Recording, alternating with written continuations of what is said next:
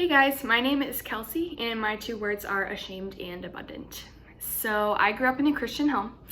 I accepted Christ at a very young age. I think I was probably like 4. So I grew up attending church and attending youth group, the whole 9 yards. As a child, I definitely fit the bill for what a stereotypical older sibling would look like.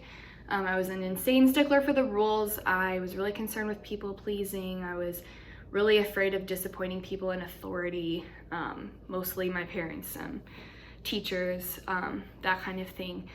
And I quickly learned that disappointing people was not fun. The easiest way to avoid this was to just not talk about anything bad, and only talk about the good stuff and the fun stuff and the stuff that everyone wanted to hear about. But my sister was diagnosed with type 1 diabetes when she was 6, so I was 10. This placed a lot of pressure and stress and anxiety on my parents because they became consumed with figuring out the best ways to care for her. And so I made it my mission to keep the peace around the house during this time and just to make sure that everyone was happy, and I didn't add any stress or things to worry about to the family environment. And I eventually discovered in general that the world is a very sad and anxious place, and so my bright attitude was something very rare and precious for that reason. And I was really proud of myself for obtaining this reputation of such an optimistic and bright, fun person and friend. And I told myself it was all because I loved Jesus, which was a little bit true, but it definitely wasn't the whole truth.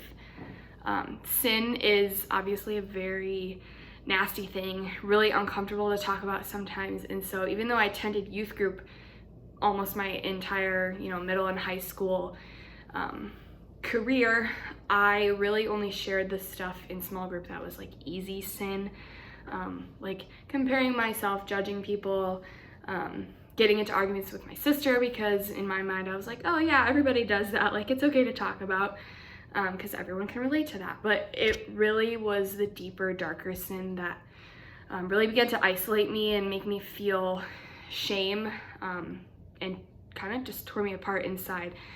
I was a really happy, energetic, joyful person on the outside, but on the inside I was really ashamed of my decisions, my thoughts, my desires.